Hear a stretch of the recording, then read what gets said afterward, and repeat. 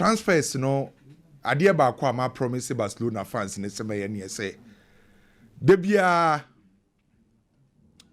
metimi the updates no e dey about Nico Williams kakra benura mentimi am bentie ne ma men sha asem fanfuro na menfa Nico Williams update kakra eso so mfambra na Ken Nico Williams latest e wo ho ne ye say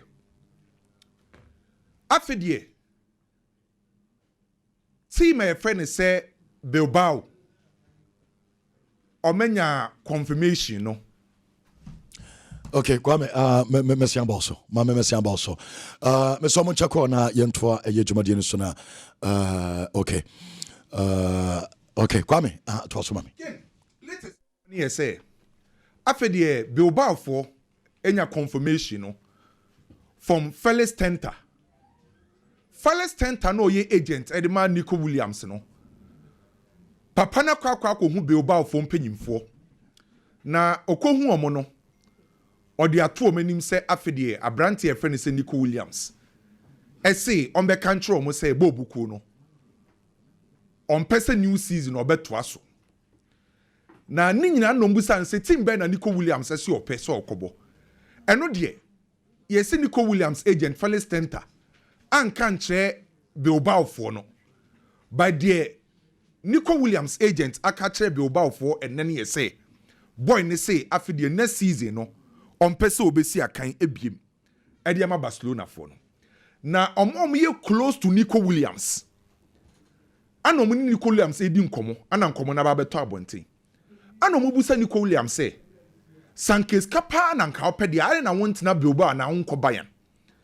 So during the conversation between Nico Williams and the close circle no catch omo say enye skenti no person join Barcelona by ordering the development no season etwa mu no every Barcelona match bia so any opportunity otwa bi no ankasa watena si analyze Hansi Flick and the style of play no Nico Williams ni ho ne say join Barcelona bobuko na ebebua na develop as a top player na Hansi Flick system and the style of play no ono Nico Williams no ebe fit into. So the reason why ya or join Barcelona na enyes kasem kra na any development anyhow no Barca bet me a project no. Na Barcelona for La Liga for ya we say on ba betua a release clause no. After the Barcelona ama La Liga penny for ya we say on ba betua release clause no. Na Barcelona decision ye ken. Barca decide say nyame ya aduma bosumi ya ba besim no anon ba ko release clause no. The month of July ana Barca ekwa ko release clause of Nico Williams. The reason why Barcelona trained the month of July ni nyina na say Barcelona financial year no close June 30th. So Barcelona decided say omba kotiska kotua Nico Williams release clause a say Nico Williams ni sika no eba beka Barcelona financial year of 2024-2025. Barca decided say omo pese Nico Williams sika no mo betua and what's a omutimi accounts are ebe the new financial year. Sa new financial year no shasiye nyame ya aduma 1st July this year. Now end the 30th of June 2026. Enti sa ska no mbe ye free omufutuom no e what's a share the new financial year nim. Eni say the old financial year. Already Barcelona prepare the annual financial reports. Barca prepare the annual financial report. Omo say sa financial report no maklusi. And 2024-2025 Barcelona prepare omo annual financial report no. Omo si omo nya revenue of 950 million euros. Barca enya revenue 950 million euros ano munya ye. Sa 950 million euros no. Ticket sales increase ko 44 million euros. Sponsorship revenue increase ko 260 million euros. And to kan nyina boma financial year no mu close no 950 million euros ano munya ye. Ombetime nye ska kwa kotua. Bomu kotua ska na ombeye reporter enkosi the new financial year. Eka hu bi ana aye Barcelona fana. Barca ba kotua ska no next month and number run the new financial year. And Barcelona for decide say July 1st, July 2nd, omba kwa kotua ska no. Ombe tua ska no metua consumer price index so e de aka ho. Enti bibia ye close Barcelona ana Nico Williams no ene Nico Williams ama Felix Tenter akoka kire Bilbao for so opeso oko Barca aka kire Felix Tenter ana Nico Williams say omba kotue scanning next month na omo dey run the new financial year Barca new season ababesim no budget ometwa to was some the bobo team no ho bra no 1 billion euros Barca etwa 1 billion euros ana dey ato say omo the bobo team no ho bra entiki Nico Williams latest e wo ho no ana me dey abro no yanko Chelsea kakra Enzo Maresca ana ye head coach adima Chelsea bo boku no na waka Chelsea mpanyimfo say ope a forwarder obetima operate across board ewa anim ho obi a wo anim ho a in terms of versatility number 9 obetima bo number 10 7 and 11 enti anim ho ne de baby obetima operate na omo options ni bi wo outside England by say Enzo Maresca ka Chelsea mpanyimfo ne say omo befa a versatile forwarder players omo England ho omo Premier League no 2 players no omo yin baako between Mohamed Kudus and Joao Pedro. Sa 2 players we Enzo Maresca ka Chelsea mpanyimfo. So for Mohamed Kudus, or say Mohamed Kudus, first number 9 utimibo, left wing utimibo, right wing utimibo, second strike utimibo. And Pedro Neto no so no utimibo as a number 9, number 10, left wing. By right wing ono ehona Mohamed Kudus ebro ne so no. And between these 2 players, Kudus and Joao Pedro no. Kudus lead race no. Se Chelsea be piki obi a o ye versatile forward. Ewo England wa eye Joao Pedro ana branche friend se Kudus but omo ye omo analysis no omo se Kudus versatility no ewo soro enti se in case some be yi obi ewo England wa Kudus ewo top of the list. One of my personal favorite midfielders eye Sergio Milinkovic-Savic. At the time I know what Lazio no me kaye pa say Milinkovic-Savic, Luis Alberto ana Lucas Leiva no mo ye adwuma pa yi ana Saudi for no Hilal for no de 40 million euros eba Lazio ana Claudio Lotito je Kemeno ka say Sergio Milinkovic-Savic still na no performing at the highest level was Saudi Fenerbahce for no show interest kese wo ma o ma try say o ne Sergio Milinkovic-Savic representatives ebedi nkomo so on person return saba Europe next season no on person mutim ne yetek no metimi a compete at the highest level. So one midfielder Jose Mourinho so openo Sergio Milinkovic-Savic I will see a kind of Hilal a bad din so mbejanimu by Jose say ope Sergio Milinkovic-Savic. Gabriel Martinelli Arsenal player latest in ye. The situation of Gabriel Martinelli no aye daisi kakra. Martinelli ni jesa obetina Arsenal bobuku nim. Arsenal for so any beje say Gabriel Martinelli betina Arsenal bobuku nim. Omo nyina no epe omo ho asem a obi apese obi etimi ye adwuma de ma ne yonko Arsenal fo wo gidie wo Gabriel Martinelli mu say the project no mo ye no obetima ka ho ama Arsenal ye successful so Arsenal person beton Gabriel Martinelli back in meeting na Arsenal fo koye no omo se team bi ba na sa team ne ewo ska ebetima ma Arsenal akoto a top player de ombeje Gabriel Martinelli offer no unse already Bayern for a monitor situation of Gabriel Martinelli. Enti Arsenal for decide say team bi abana omu woska be 70 to 80 million euros a. Says can bet mama conform top target Rodrygo free Real Madrid diaba. By scanning this road dia omu njai Gabriel Martinelli because onye obi a oma targeting is omo ton is by offer ne ba na says can mu edu. No betim dia kwa conform top target Rodrygo dia. Arsenal be consider Gabriel Martinelli dia no. Enti ye twen omo ne Arsenal dia betim akosi ho. Ano panamete se oye Casemiro ne Saudi dia story no. E ma mi konya interest kakra wom. Kenon se Saudi no okwo a public investment fund no oma omudi omusika ewura clubs dim no. Public investment fund no 4 clubs anoma take omu take care of. Hilal, El Nassr, Etihad ana Ali. And 4 clubs are public investment fund no ewrem. Na story no de 10 years say enye a particular club ana ebefa Casemiro by public investment fund no omomom ne person beto Casemiro free Manchester United omo toni wia no mebusa 4 clubs no why ne pe Casemiro etese pate de no pate situation with Saudi no enye a particular club na epe pate by eye aban na nkasa ne person beto no mo de amasa clubs no why ne pe no the same thing applies to Casemiro enti aban no public investment fund ne person beto abrante ni free Manchester no mabusa 4 clubs ne say why and the pa brantie friend say Casemiro no and the last time be break story dem I say Casemiro ni free Manchester United Winfred indeed and Manchester United for be say umbetime nya no as replacement Konate center back e de ma Liverpool boboku no enu awdi bebrebe tu jasa brantie ne still na no accept bid no so be renew kenu nim say story bi na mabonten say Real Madrid for na hyehyɛ ase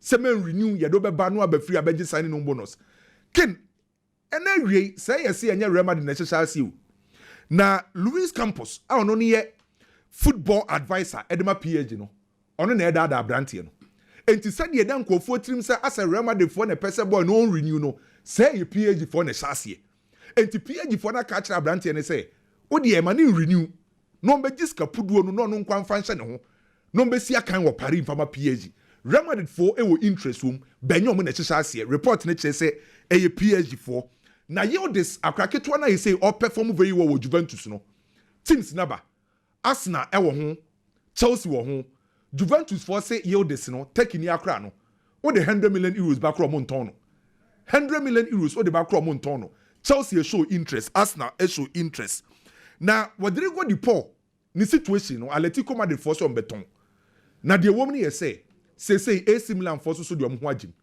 enye Galatasaray nkwa na pe Rodrygo di Paul AC Milan for so say omo pa brantie no na mfimfin ho no Tiani Reinders mo me free ho no mbe shem no mbe replace Manchester United and Manchester City player back ho na player Manchester United ni City pre hu ni nyina no eye goalkeeper Diogo Costa a wo see akandema FC Porto goalkeeper ni will release clause of 75 million euros na yese why loyal to the club wa bo from mu junior side abesi ne enti uba na wo negotiate o betima te so aba almost by 60 million euros Manchester si ope Man City si omope eno na akra na kodi nkomo akra ne se one opese oba England the toss working so oba England na between Manchester and City ope City se ni akra bia be ye City oso ope City when you Manchester United se City ope City na eno ana Emiliano Martinez ni agent efre Manchester for Manchester catch Emiliano Martinez goalkeeper ne say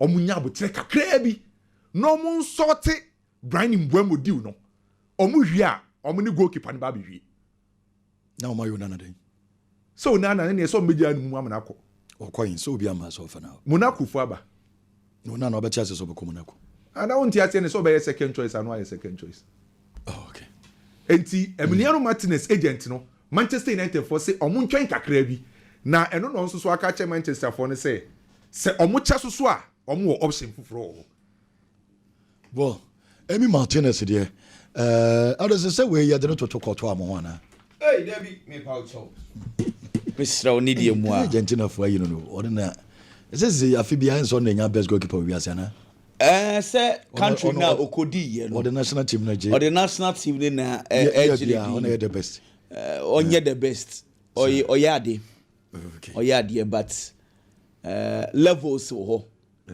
kutu amugina different level kra do un say we nya advantage and it is not as if say he's not taking advantage of whatever situation or the Argentina national team most of the trophies Omaje he's played key role so massive respect to him on one case when we say national team no we achieve this so achieve aka the next level club football e was so they can when no Aston Villa go ball Champions League akra so he want to play at the big level one say Emiliano Martinez ideally go big club and Canadian be ko soro pa o ba say obi ati ni din a ye tene say oya de ni aketwe mu keke because what he has achieved with the national team if Senka Obot team to say Chelsea Liverpool Manchester United kadini be ko soro bebre we saw ya de change Chelsea keepers and I make us say with the same performance or than a do Aston Villa no if he's giving the same performance to Chelsea can edini be ko soro bebre because in any case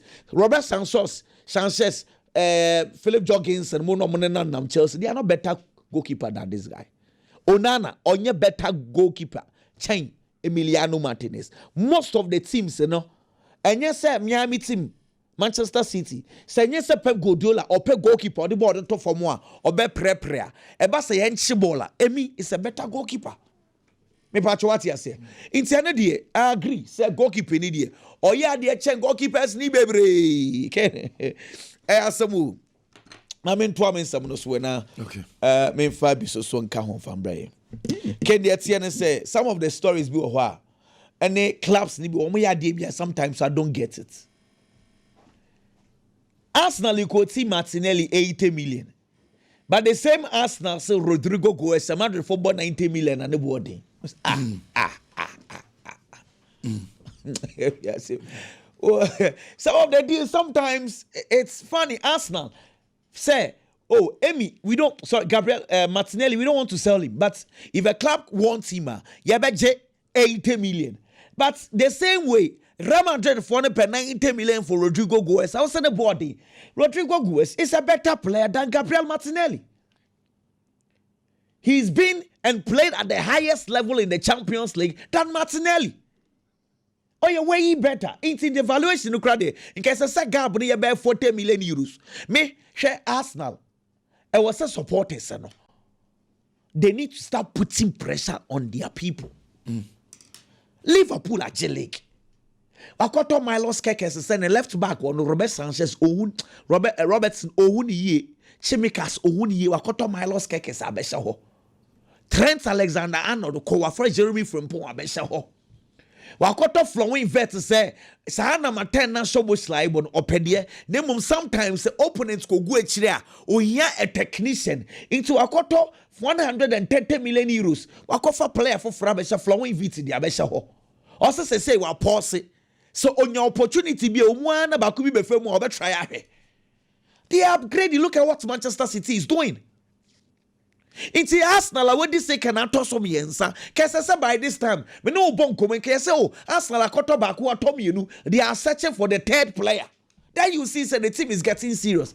It is not as if say Arsenal markets no one exclusive right to player na Arsenal, and the other teams also interested in him. So what is going on? Here, Manchester United, Casemiro. Can me feel say last year they wanted to get rid of him. Casemiro na so ordained na so uncle. Last year, Saudi for ne ban home pa. Sika Ojeno, he is very much comfortable. Outside Madrid, now Oje 9.2 million pounds the whole year. Oba. Manchester United, I didn't call 18 million pounds. Now what we are 350,000 pounds. I better account to me. I am very much comfortable. Until last year, they pushed him, he did no move. A yonunti NSO, we kwaka a Manuel Ugarte Babe Shana 9. Until Ugarte, they are prepared to say, Onana the hair for Casemiro. Nobody thought to say, ye season at Casemiro. Eba one of the key players at the Manchester United. You may be easy, no. Bruno Fernandes, Casemiro, Harry Maguire, Omomi and San, and then carry Manchester United. Say, Wababa a key player. But Ken, I can't 1 year on a contract. Manchester United cannot continue with Casemiro as a someone finding ways to get him out of the team. Let me say a bad thing because United do not know how to sell. Say young town United inside Anyadi. It is a medra sorry na me say Elna Safwa ba Casemiro ho a Ken good news. Let me tell you this, Ken. Let me create a scenario to you. Say Casemiro free Manchester United and now United is save 18 million pounds. Onim say me a Manchester United what I would do ne say. Hey, indeed the crowd here. Master say Jim Ratcliffe mom body did cram that time on you, master. And yes, United need to get serious. Wouldn't even come here. We save 80 million pounds for Casemiro. Sa 80 million. Wouldn't even made the 80 million in the Bema Thomas Stay Party as the signing on fee. I'll get him on board. I think say Casemiro they will get the deal done. United should at least because he said Tommy would want to play Champions League, but something to entice him. They say it's the kind of the be enticing to see here. Again, say indeed, just give it a try. At least let your supporters know you are making at least baby. Then you break Thomas type at say possible. Just give it a try. Anyway, here Ganacho die. 70 million pounds at the bracket. See, Yakasi will be 70 million pounds. It is a player. Club no value, it's a valuable players, and a value at 70 million pounds. What has happened between Manchester United, Ruben Amorim, and Garnacho? No, he does not deserve 70 million pounds tag. No. And I dare ask to say, club will pay. Sporting director Ben Ekwako on the board of directors and him say, me come market me Paliandro Garnacho me could 70 million pounds.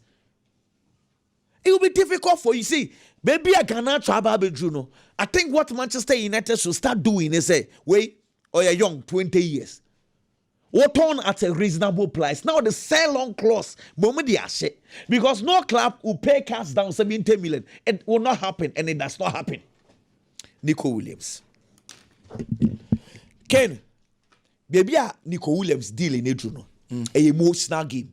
Now follow. Nyama cost to be a will follow. Because any case, Brony had the release clause buying, and what the ensure they buy you. Brony said we don't want to have this kind of conversation, and a boy no, or more tata no, and a boy no, just pay the release clause and go. In Gomoy, you bet in your cats and the shots by Barcelona paying the release clause. But and now until Barcelona will be ready to pay the release clause, Atletico Bilbao will play on this boy's emotions. Yes, Evu Ebusia, Kai, Menye Bonia Yeni. Me family so no na save me. Hey, omuna haje no. Unu no. Ya mamu sika mo na mo highest paid players o ife bi se bi mu ye tuntumfo enso ye kromufo. Unai Simon or that goal at the Spanish national team on I am number 1. Sika oje enye bi na wo moje. Omo play the emotional we play bi dia kwani maame wo hwe Inaki Williams wo na ye captain of the team. Ike Munian original no kai Ike Munian. Clubs and Kesia by one ko. Inti boy no omedi dinner dream sa ade abeba ofo ne ye no. Inti they are playing on the boy as a emotional blackmailing bi inti omu didi ni trim. That is what is going on today. Bilbao for no. So what is a Bilbao aton Kesia? They don't sell to Spanish clubs recently. Okay.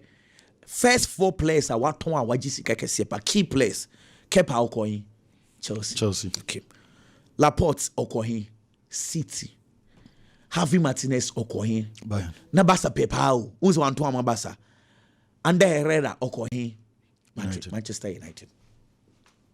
Inti those people hardly say ubonse star bia sorry gidi.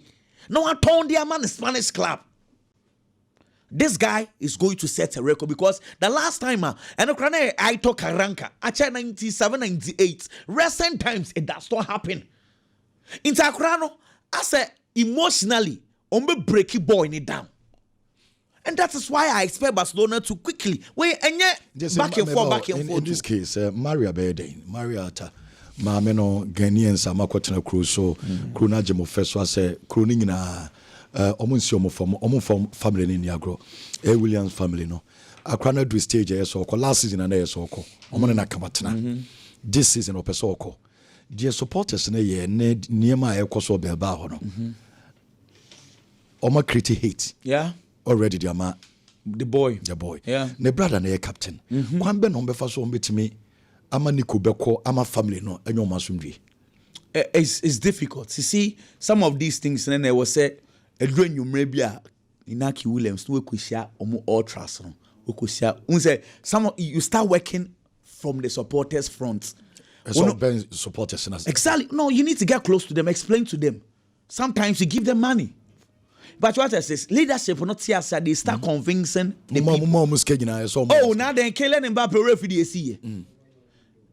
Supporters na airtime ye town ye actually onomko have dinner now for mukra na support refugee see. Behind the scenes, you need to work because a crow kete sebi any ikura omuye attached to clubs. Who free work what's happening to Trent Alexander-Arnold? Senya say again club ebe mua. Situation on Kansas Santa. In the clubs are attached to cities, you know. Who free work or not supporters neka say yampenia. Sometimes you need to go behind the scenes. As a some I mean no inaki, some pass abo and so obekwa. They need to start working behind the scenes, talking to those key guys. Ken, 1 minute. Well, Messi. I mean kaka being fan. Kaka just think say you will show all the best. But let me say this. Ken, Messi ni papa ho he Messi. Ofi ne chief Italy. Any Spain kakra. Ne maame chief Italy. Inti sanka ideally nka ye call the Italian ways ah. Eno mo mienu ekwo Messi ewa Argentina. Inti Messi is Argentine by birth. But nka ninchianka sanka sadie efi Italy. That is why the name Messi di na Argentine name. A Italian name. Actually, messenger. Yasmawa obi or the messenger ko like ode asamuko mobi. Say a meso. Kronanka sankasa Messi dini film no ye friend mache ewo Italy.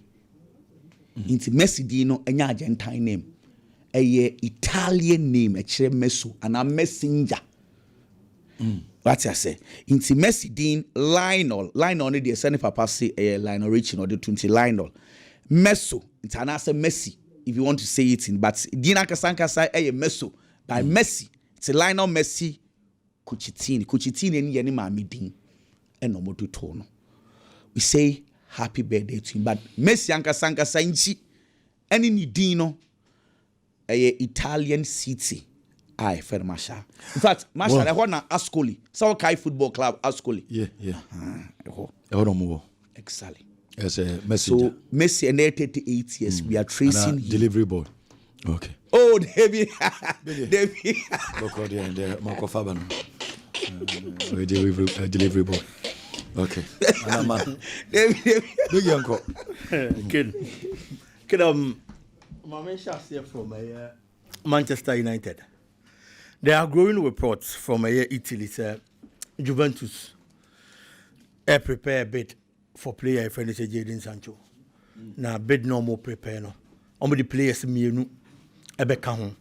Na omo the ababa be for player friend Jadon Sancho plus cash. Na players mienu no. Ana din aba bonten Dusan Vlahovic. Any player friend Douglas Luiz. Omo mienu ana Juventus special disika. Eka ho no be for player friend Jadon Sancho. So what to Dusan Vlahovic? Now to Douglas Luiz. Ebia Douglas Luiz the end all the caveats kakra beton. But Dusan Vlahovic what in the Manchester United. Juventus person this account or the befana. A lot of the Manchester United supporters are very almost there. But me I'm there. I feel like it's a deal in this Manchester United and penny for Nigitum. United should go for cash. Now somebody be back on nobody are top players or more pair. Somebody are quite for players or more pair. This is my reason. Our player friend said Douglas Luiz. He was a fine player with Aston Villa. Now the performance and he was as a midfielder. Adiebi being here from a midfielder, so be with team Mubiana Brandt here. Defensively, offensively, he combined a lot of duties. Etunya such a player Obama a lot of stability. Any BBR in the middle of your pitch. But Manchester United baby Ojinano, if you say there are certain players in the squad. Our performances, and a typical example, Casemiro situation. Yababe season, he was one of the best. But at the start of the season, now per Manchester United midfielders, Albania GDN, Autoso or Mumua. Na Casemiro nkaho. It's Manchester United in penny for no. Omo take a decision on Manchester United no. Till now, they don't have that kind of trust. Player because omo feel said there was a player ni Biano. Why It is a Manchester United episode ja player friend say Casemiro kwanya. And yet Douglas Luiz was a Manchester Koko faneba. Because Douglas Luiz Juventus bobo ko ni man kasa no. Na onya games ni bi mo. He hasn't been a regular. Me jitum say injuries kakra ha no. But when even he was fit, on your opportunity that would be more to satisfaction. And the Douglas Luiz and I nim English Premier League no. Performance and they conform because of injuries. And this is that Douglas Luiz game. Aside that, on your young player, he's 27 years old. 27 years in your player, but me and your GDA wonimu. So be man time be another be sign long-term contract. No ababa be match ababa ye bibia ma. Debi. It's that deal. Elisa Manchester United G2. Number 2, striker is Vlahovic. If you are looking at the numbers of the Ama Juventus, season here you and for the past 3 seasons are any bad. But only to the Manchester United strikers and one because of Vlahovic the end was so. It's the Manchester United is such a striker here. So Bobby United team no more. But the kind of striker Manchester United here says here. And baby United gina players from Ubeniano. Vlahovic and Niso. I am saying this because for the past 3 seasons, in the 2022-2023 season, Abrantiani shared just 10 goals at the Juventus. 2024, or share 16 goals. And a season here, which is the 2024-2025 season. And also share 10 goals, the Juventus Bobo. But Manchester United, baby, Ginano, needs a number 9, or bet me amount double figures consistently. Probably a free 20 or more. Now, other players almost be joining, and you almost have Baba Soso. To say the Manchester United, he paying Buomo. Any other players, no more the almost the flanksmen about Baba Kahun, not him in the anymore. It is a Manchester United striker. It shouldn't be Dusan Vlahovic, Abra Osimenom, Jokeresonum, available out before more.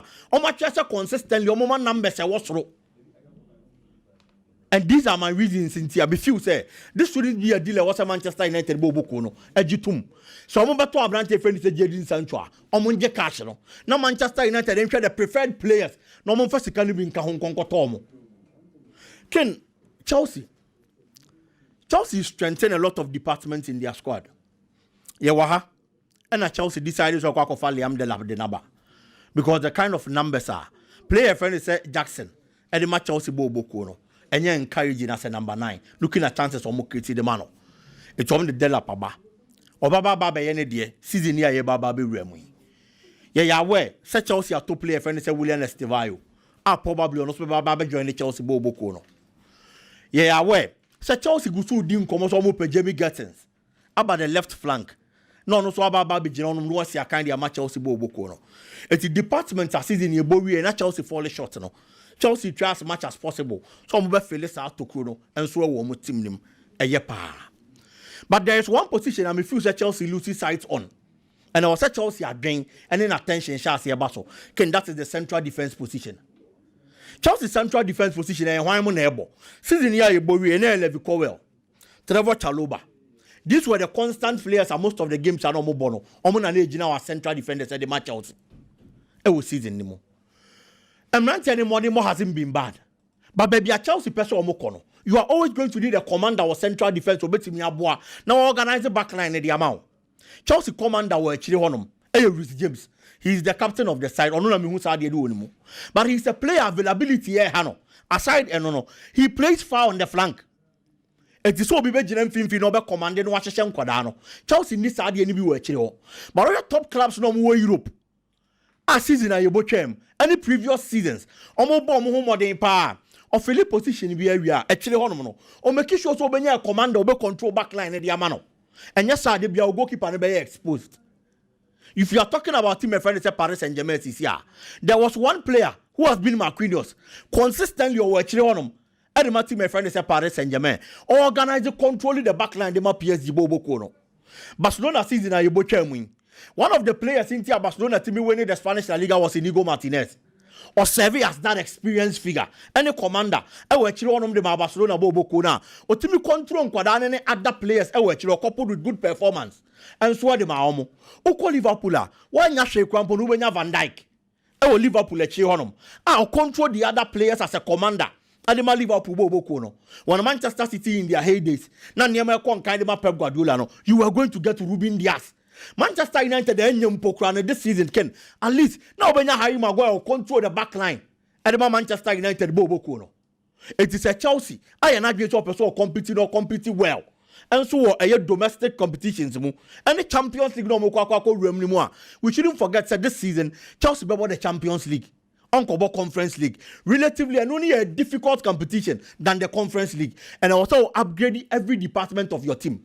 It's in as much as offer strikers at the Abba, offer wingers at the Abano. Chelsea needs a commander in central defense. I'll bet me control the back line. Said the Abayan Conquer, yes, Abia other goalkeepers in Pobeba, normal to be exposed. I feel that one of the reasons in here, Chelsea goalkeeping department now exposed. It is because a commander in the central defense or in the heart of defense.